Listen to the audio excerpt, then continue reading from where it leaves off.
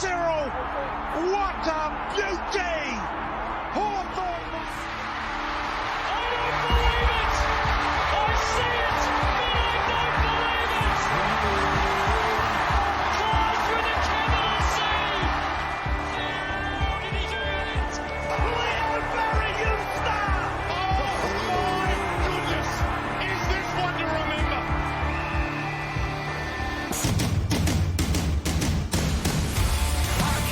G'day community and welcome back to the Jock, Reynolds Supercoach podcast. I am Lekdog today in a very exciting, I don't know what we're even going to call this one, Damo, rookie projection, who's going to be good at making us money in Supercoach 2023 episode spectacular. Where will the rookies fit? I suppose we can call it.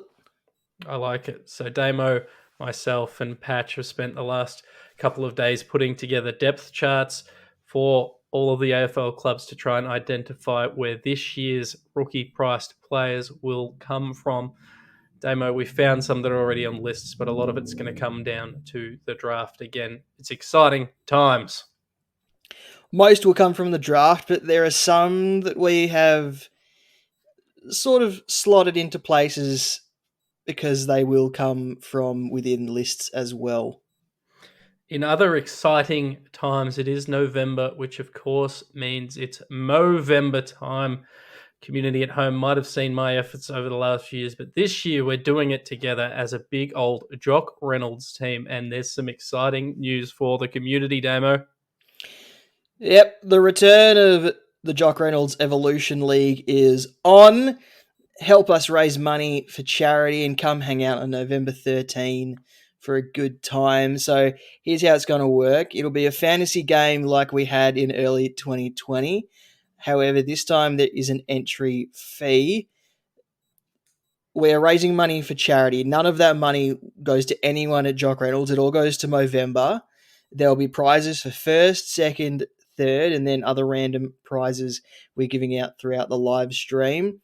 So to be able to submit a team, a $2 minimum donation is required to enter a team, and there'll be 2 games played. Your fantasy team will be required to have players from both games. So if you want to get involved, there'll be a link in the description of this podcast on the website. You can head over there, make your donation, and let us know where you want all the details to be sent. Yep, so when you make your donation, screenshot it, get in contact with us, either in the website comments or on Twitter, and we will sort you out with all the entry details required. It's a great cause, Manscaped. We love it over at Jock Reynolds, and it's a great reason to dig out JRL once more, Damo. So that's exciting stuff. Great initiative. Great call by you. Now, let's get stuck into it. Before we do, we're brought to you by our friends over at Manscaped. Gentlemen, we all strive for gold in our life. Gold medals, gold watches, gold everything. However, there's a certain type of man who goes the extra mile. He walks with confidence of a lion and giggles in the face of danger. He's a big, hairless, winning machine, and when he unzips his pants, he sees platinum. That's right, Manscaped would like to announce their biggest and best ultimate hygiene bundle. The Platinum Package 4.0 is now available worldwide. Manscaped is the leader in below-the-waist grooming. Now, trust me, trust them with your whole hygiene routine. Trust me when I say they're fantastic. Join the 6 million men worldwide who trust Manscaped by going to manscaped.com for 20% off plus free shipping with the code JOCK, J-O-C-K. Damo, the most excited I've ever been. I got a package the other day from Manscaped. They sent me their fantastic, it's a little package. It's got clippers, nail clippers, a file, tweezers, little pair of scissors, and it's all magnetic and it's held together with magnets, and it's legitimately my favorite thing I've ever been sent. Everything you need to keep yourself beautiful. Yeah, it's in my car and I use it when I'm stopped and stuck in traffic. I don't know if that's safe, and I'm not necessarily endorsing it, but it's what I do. So get 20% off and free shipping with code JOCK, J-O-C-K, at manscaped.com. 20% off with free shipping at manscaped.com and use code J-O-C-K. It's time you enjoyed the finer things in life. Get yourself a platinum package for your platinum package. Damon, let's get stuck in. Let's get stuck in. We'll start with Adelaide. So this episode will only do Adelaide to the Giants, and we'll do Hawthorn to West Coast in another episode before the draft at some point.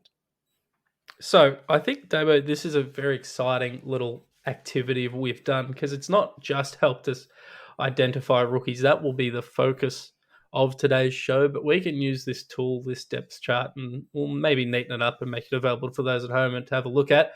But it's going to help us identify all sorts of things. Mid-price opportunities, guys who are going to go nuts this year, rolled gold guns. But this week we're looking at rookie-priced players. Damn it, the first one we've got, and this is a fringe player. This is not a starting 22 player, but someone who missed a lot of footy recently, and that's Andrew McPherson. Now, he's at the higher end of the rookie-priced scale for us, 214,000-ish we think he'll come in.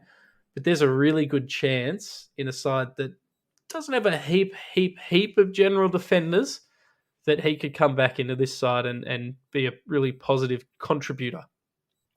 Yeah, picking the Adelaide general defenders was really quite difficult because they've got the likes of Will Hamill, Chase Jones, and Mitch Hinge, who have all played in that part of the ground. But no one's really nailed down that spot, and Andrew McPherson was drafted as a key sort of mature age player to bring into that side and then fell out of favour due to injuries, and now there's a chance that he pushes himself back in and potentially pushes someone out, and we don't know who that could be, but there is a chance that he pushes his way in, and 214k is at the higher end of the rookie scale that you want, but he's someone who in his rookie year actually scored quite well for us. Yeah, he did. He did score reasonably well in, I think, 2020, the inflated year he played well, but it was the back end of 2021, Damo, that was exciting as well. Went on a run of 72, 79, 62, 71, 83, 69, and 80 to finish that year. That's when he sort of had found his form. I think he was averaging about 20 disposals a game. They were using him really well, running out of defence. He had quite a few high rebound 50 games. And that's why he's exciting to me. He's shown a small sample size, but he has shown the ability to score. 214k, it is not the cheapest rookie-priced player, but certainly we saw some of those gambles come off this year. Yeah, and lots of people started with those higher-priced rookies, and because there wasn't that much money needed to be gained between a rookie and being able to use them with another high-priced rookie to upgrade them, we found people completing their teams quicker because they were going with these high-priced rookies that didn't actually need to make that much money in the end. So maybe going with these high-priced rookies is a way to sort of fast-track the development and build of your team to get a full-strength, stronger team faster. It's yeah, you're right. You're absolutely right, Damon. Let's look. We've spoken about Andrew McPherson a little bit. The other area we identified as a place where we're going to want to watch Adelaide at the draft is this sort of outside mid wingy type area of the ground. They got Jordan Dawson. They've used Wayne Malera, Mitch Hinge. They've used Jake Saligo. But outside of that, the depth drops off a bit. You've got Lockie Scholl, who they just didn't want to play last year, Damo. Braden Cook and Paul Seaman, who knows what's going to happen there. So what do we think? Is this an opportunity if they go to the draft and find someone to fill this role? Well, to use a phrase that you love to use, that's void of significance. There is a void of significance in the Adelaide outside mids, and who knows where that's going to be filled or who it's going to be filled by. So you got to watch for outside midfielder draftees at the draft, and Adelaide don't have a strong draft hand, so we might have to see someone from within. Maybe that's a Luke Pedler, maybe that's a Braden Cook, maybe that's a Patrick Parnell or a Zach Taylor that comes in and plays that role, and they're all going to be rookie-ish priced, but it's going to be a case of who fills that role and who steps up. Exciting stuff for the Adelaide Crows. So we're watching for outside players, and we're hoping Andrew McPherson can make his way into this side. Let's talk Brisbane, Damo. Brisbane was an interesting one. They've pretty much nothing's going to change much. I mean, obviously, Dan McStay left, Jack Gunston came in. That's a like-for-like swap. They've brought in Josh Dunkley. But there is one part of this team where, and this is probably where this whole thing started, was where is Will Ashcroft going to fit? Because they don't have to play him. No, that's literally what started this whole exercise. I was fantasizing about Ashcroft in the shower, as I often do. And I thought, gee whiz, their team is so deep. They don't even have to play him, and he's the best kid in the bunch. So obviously we think that they probably will, but they don't need to. And I think that was where this all came down to. So we've snuck him in one of the inside mid roles, but we know he could probably play inside and outside alongside Dunkley and Lockie Neal. He's the clear one. The reason I flagged this, Damo, is I had some slight concern that if we're spending over 200K on this rookie, it's a bit different to Dacos last year. Dacos was pretty much always going to play 22 games last year. Brisbane already have a lot of talent in that space. Jared Berry, Devon Robinson, Jared Lyons, Hubert Cluggage, Dade Zorko, a bunch of these guys that are already in those roles and already in those positions. So do they sit him on as this, like, whatever it is, the 23rd man, the sub? Do they sit him on? Do they give him 3 games and then rest him? That's where this concern started. I just don't know how to place him. Yeah, and we've put him in Brisbane's 22 at the expense of Jared Berry, and obviously put Josh Dunkley in at the expense of Jared Lyons, but that doesn't mean that those two players can't force their way in and move Will Ashcroft to the back of the line, because like we keep saying, Ashcroft doesn't have to play. They've got enough talent that they don't need to insert this guy at the top of the draft into their team, but they will. It's just a matter of how many games he plays and where he fits and where he plays. And we've also highlighted that Jasper Fletcher's going to be coming in, and the other rookie in their lineup that could possibly see some game time is Darcy Wilmot as well, who's going to be rookie priced. But the biggest question mark around the Brisbane 22 is, where does Will Ashcroft fit?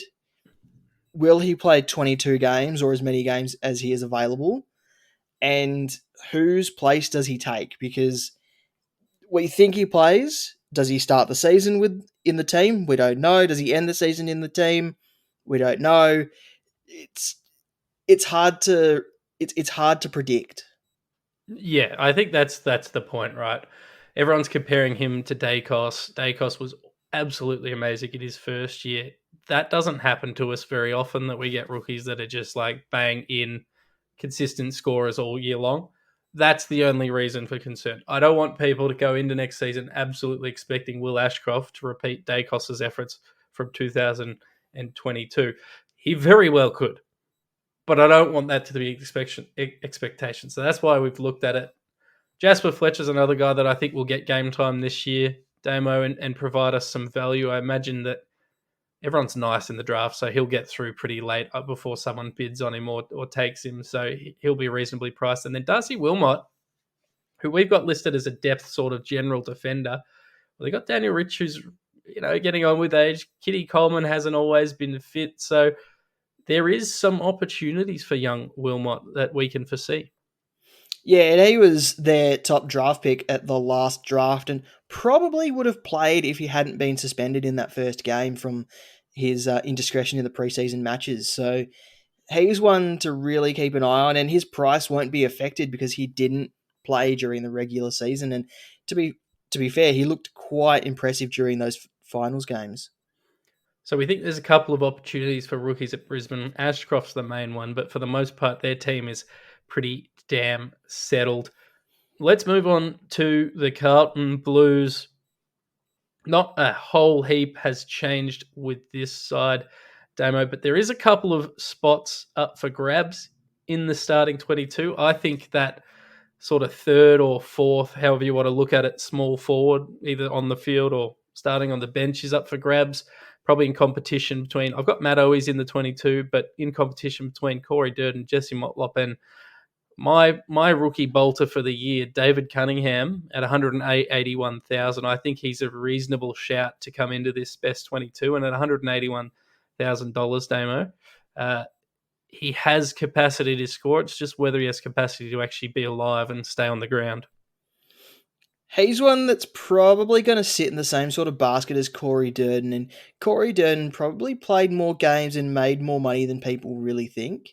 And he wasn't someone that you could reliably keep on your field, but he was someone that sat on your bench, made money for you, and was going to play most games that he was fit.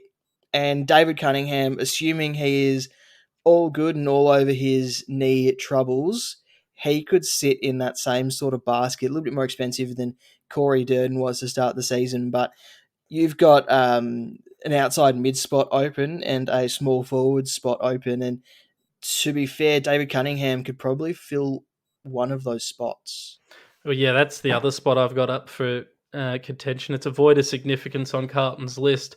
I've had to list Adam Cherry here just to make the table work as an outside mid. He does rotate through there with Sam Walsh, but I don't think that's his locked-in role. We've got Blake Acres, who plays outside, and then Lockie O'Brien, Matt Cottrell, both played a lot of games this year, but I think that final outside mid sort of wingy spot is still up for grabs, and Cunningham could fill it.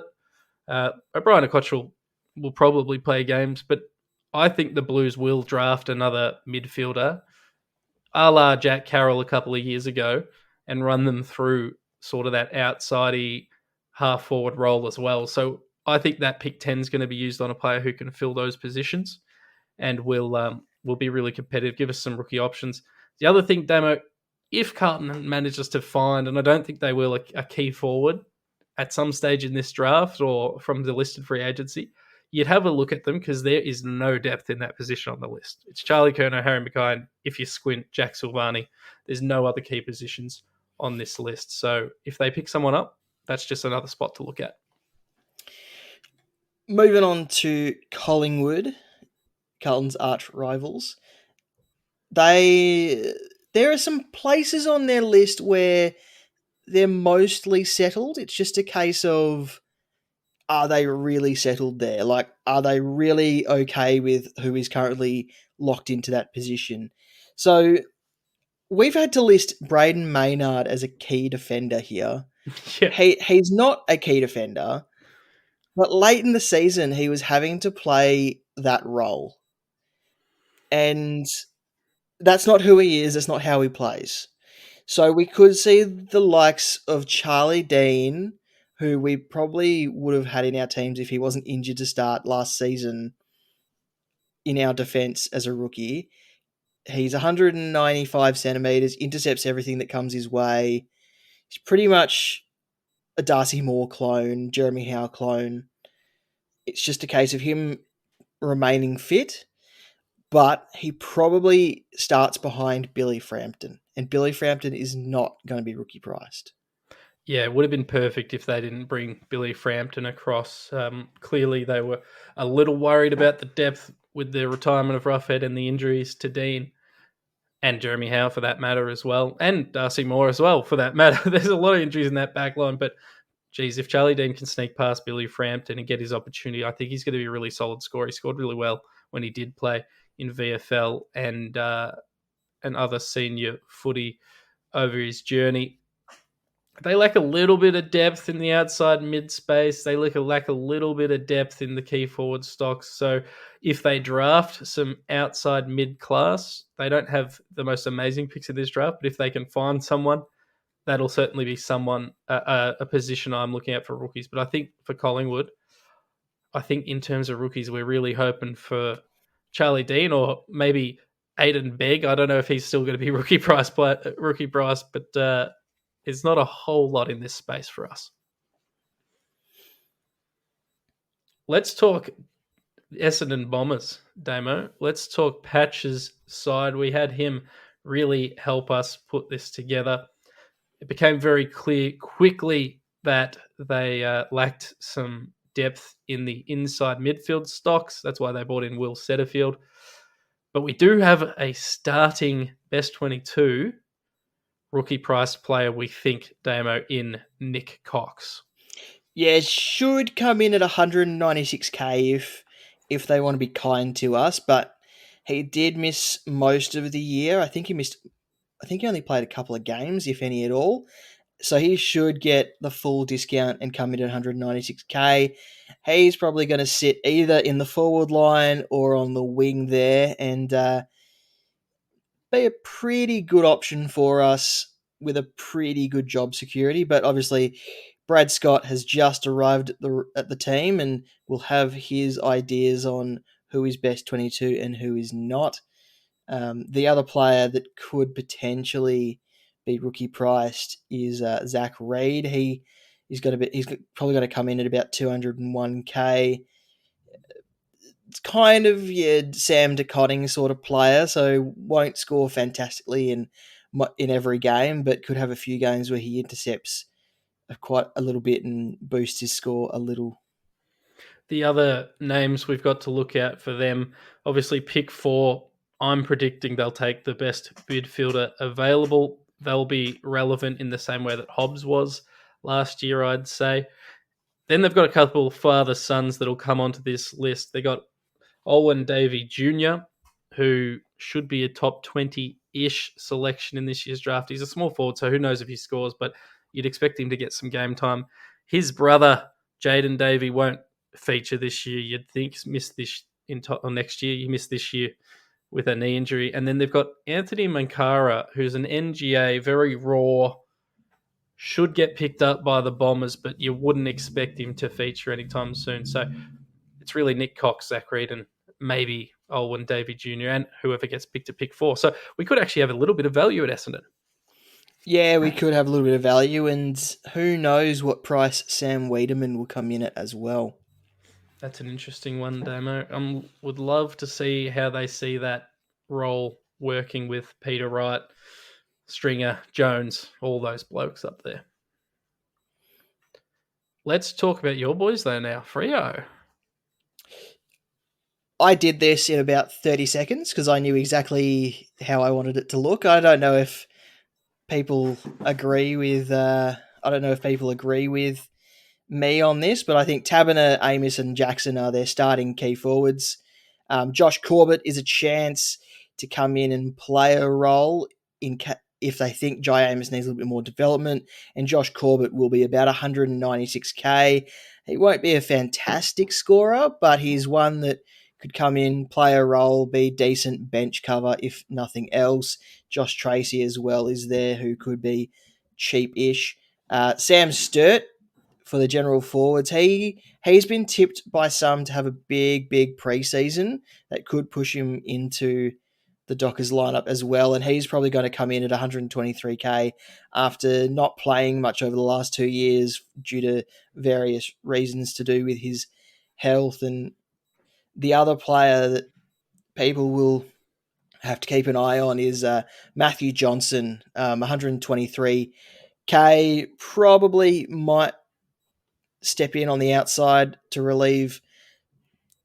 fill the spot that Blake Acres left behind. But apart from that, there's not a lot of rookies that are going to come in and impact straight away. So you really only are going to be watching for players already at the club who are going to step into a role where it's unsettled, because the forward line needed a change. The outside mids will get a change because of the departure of Blake Acres. So Johnson, Sturt, Corbett, all chances to step in and come in at rookie price. Yeah, I think you're right, Damo. I think there's definitely opportunity for a couple of players to make their way into the best 22. We just want them to be rookie price players. A couple left in the off-season. There is some spots up for grabs, but they're going to have to earn them. I'd be far more confident in Matt Johnson if Jaeger Amira hadn't come into that side. I think that's an interesting signing by Freo, and clearly they just want to keep competing at the upper end of the ladder. So I support that. And then one to watch will be if they bring in anyone in the ruck department who might become your first backup after Darcy over Eric Benning. If they can find someone and then Darcy goes down, there's going to be an opportunity there. Yeah, I really hope they do bring in another ruckman of some kind, because Eric Benning's really raw still, and if we had to rely on him he'd probably end up being the sidekick to Luke Jackson, to be honest. That would be that probably wouldn't be good. Yeah, it probably wouldn't be amazing. So look for players that are already at the club, more in your forward and outside mid sort of areas. We'll talk too long now, but we don't need to spend much time on them, Damo, because we're not confident that they're going to be many opportunities for rookies in this side. We don't even have Tanner Bruin or Jack Bowes or Ollie Henry in the 22. It's pretty much going to be the 22 that won the grand final, minus Joel Selwood, add in Max Holmes. Yeah. Maybe if they do end up taking Jai Clark, which we think they will, if he's still available to them, they might give him a run, but it's just not something that I'd be confident in banking on in Supercoach. He needs to be there, whoever it is, at a rookie priced option needs to be there for sort of 3 weeks in a row. In saying all of that, though, every year Chris Scott changes the best 22 slightly to allow a rookie. 12 months ago, we wouldn't have expected Sam DeConning or Tyson Stengel to have played the entire year for that club. No, that's a good shout. You're right. So and Brian Myers in his debut season played 18 of 18 possible games or whatever it was, and he was rookie price and came from nowhere. So there is a chance that a rookie comes in for someone, who knows who, but you think there won't be a lot of change, and could you really trust Chris Scott? no. So what have we learned here? If they do pick up a rookie price player and put him in the best 22, wait till their third game to pick him up. Don't go early on him. I know the temptation's going to be there, but it's just going to burn us. Speaking of burning, the Gold Coast Suns are just, I don't know. You put it on paper, all the lists. You said this to me, Damo. You put all the names in a list and you're like, oh, there's some good names here. Then you put that list into a depth chart with all the players in the right positions they're supposed to play, and gee whiz, it's hard. It is hard reading. There are some positions for the Suns where they are absolutely decimated. So in their best 22, you have Sean Lemons, Lockie Weller, Connor Butterick, and Will Powell across halfback, or as their general defenders, is probably more accurate to say. And 3 of them might not play most of the season because of season-ending injuries at the back end of the season just gone. Yeah, so Lockie Weller with an ACL, Connor Butterick with an ACL, Will Powell with his leg thing that horrified everyone when they saw the replays. They brought in Ben Long, who will come in and play in one of those positions for those players. And just reading today that the Suns have tentatively agreed to rookie list Connor Blakely in the rookie draft. Which excites me, Damo. For the 10th year in a row, I'm excited about Connor Blakely. And if they take him, he's going to get the full discount for not playing last year, and he'll be $167K if he's on that list. And he can play across halfback. He can play on the wing. He can play in the midfield. He can play as a tagger. He can play in the forward line. He's going to be one that I think if they pick him up, he's going to be a little bit more than depth for them. He's probably going to play. Yeah, look, I agree with you, Damo. This is one, I reckon I've written about him every year for the last, seriously, like, I don't know how long he's been in the system, 10 years, as a guy that I was excited to see. But just by pure void of significance, like we thought that there might be an opportunity when they grabbed who'd they grab? Oleg Markov. We thought there might be an opportunity for him to break out. They never really played him. He never really got the opportunity. He wasn't really good enough. But Connor Blakely has had moments in his career. He averaged 85 across 13 in 2018. He averaged 89 across 17 in 2017. In 2016, he averaged 74. He averaged 75 in 2019. And then we don't talk about the rest of the years because he either didn't play or didn't play well. But what I'm saying is there is a pedigree of scoring, and that role is generally a relatively easy one to score in, and there is a void of significance. Yeah, absolutely. And the other players in there, 22, that could possibly make us money is Ben King returning from his ACL. He'll probably come in at a price of about $204K, and they picked up Tom Berry from Brisbane, who will step into that Isaac Rankin role and come in at rookie priced. Technically, he should be cheaper if he gets the full discount, but we've listed him at 123k because we don't know how their special herbs and spices work out at Supercoach HQ for prices. I guess the Ben King one is not one that I'll tell you right now that I won't be selecting at 204k. He's a key forward with a career high average, admittedly a short career, but a career high average of 56 in shortened quarters. Just not someone I'm interested in. But Tom Berry, who comes in at 80k cheaper, now he's not going to score either, but he's 80k cheaper. He doesn't have to score much to improve that price point. He might be that F8 that we start on our bench and he just toils away and does his thing. But I think in real football terms, a relatively good pickup for Gold Coast as well, relatively cheap. But Yeah, the other thing, Damo, they got a lot of picks. They do have a lot of picks. Tom Berry will be that Corey Durden selection, like we were talking about earlier. Someone who you don't expect to score well, but will probably play most games that he's available. And they've got lots of picks. And this side needs talent. And Patch has put a note here: watch for any general defender capable of walking. So that's interesting.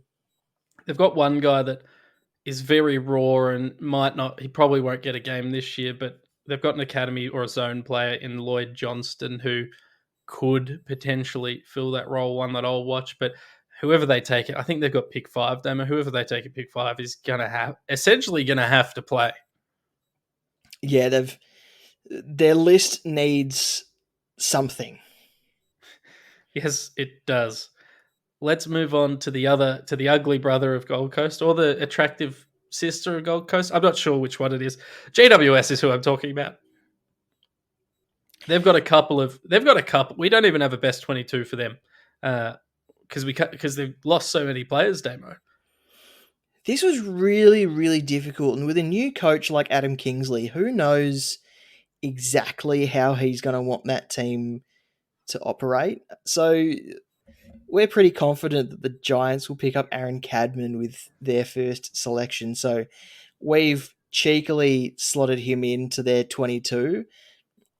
They're going to be in some trouble if they don't pick him up. Let's be frank here, because behind Jesse Hogan, they've only got Jake Riccardi and Wade Dirksen, really.